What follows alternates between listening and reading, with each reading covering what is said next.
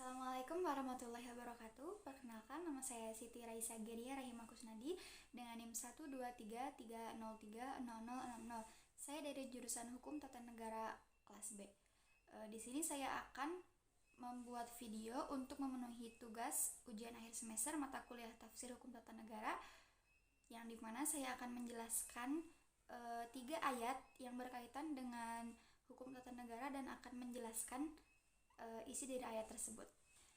Baik, di sini saya akan membacakan Quran Surat Ali Imran ayat 159 tentang kepemimpinan.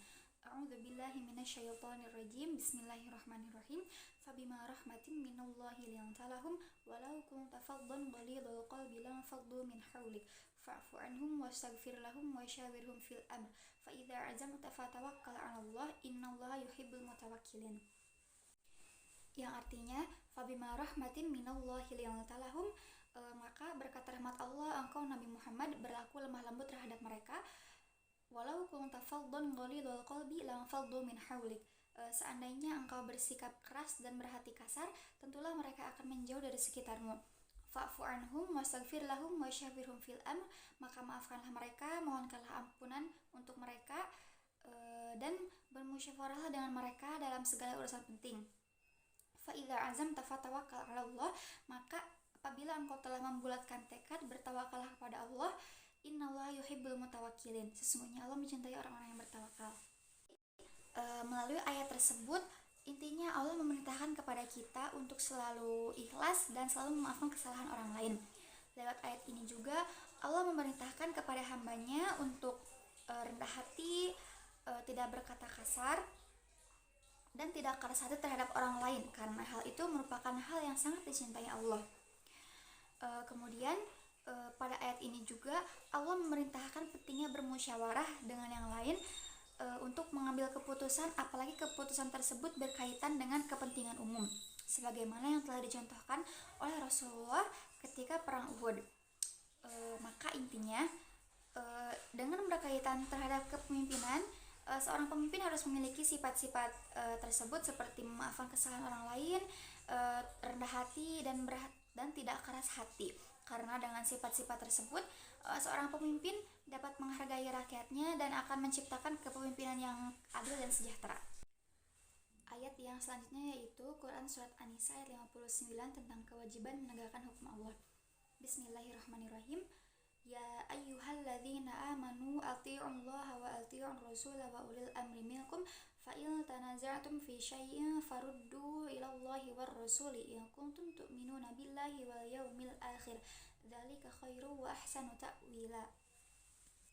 Yang artinya, ya ayyuhalladzina amanu athi'ullaha wa athi'ur rasula wa ulil amri minkum, wahai orang-orang yang beriman, taatilah Allah, taatilah Rasul, serta ulil amri atau pemegang kekuasaan.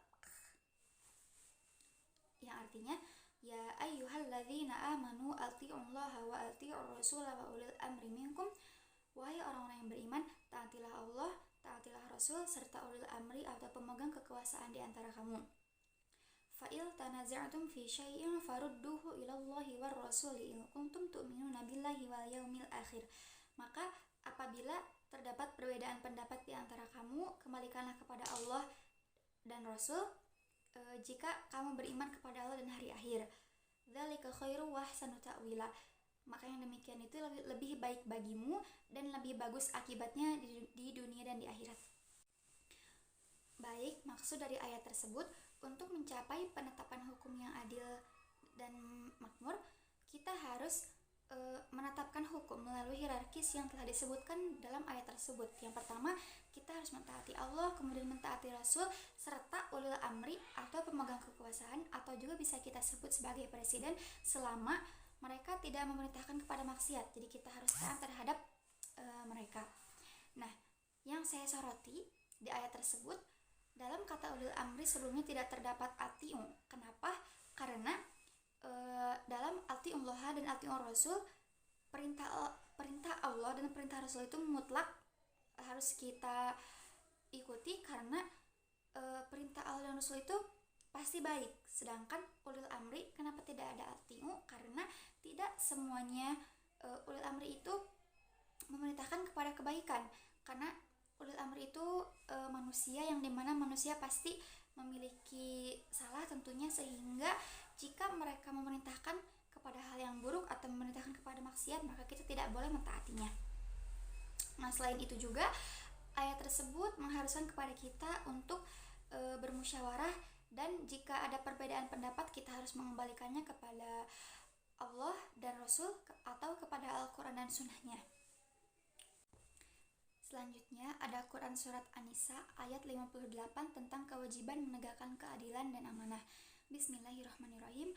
Innallaha ya'murukum an tu'addul amanati ila ahliha wa idza hakamtum bainan nasi an tahkumu bil 'adl. Innallaha ni'ma ya'idukum bih. Innallaha kana sami'an basira. Yang artinya, Innallaha ya'murukum an tu'addul amanati ila ahliha. Sesungguhnya Allah memerintahkan kepada kamu untuk menyampaikan amanah kepada ahlinya. Wa idza hakamtum bainan nasi an tahkumu bil 'adl. Apabila kamu menetapkan hukum di antara manusia, hendaklah kamu menetapkan secara adil. Innallaha ni'ma ya'idukum bih. Sesungguhnya Allah memberi pengajaran yang paling baik kepadamu. Innallaha kana sami'an basira. Sesungguhnya Allah Maha mendengar lagi Maha melihat.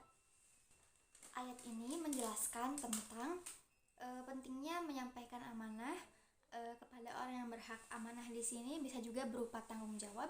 Jadi bisa berupa seorang pemimpin yang harus amanah terhadap jabatan yang sedang diampunya.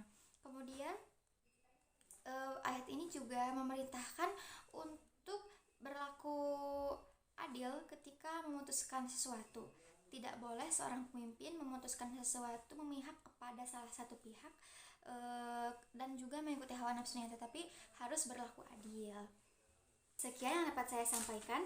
Terima kasih. Wassalamualaikum warahmatullahi wabarakatuh.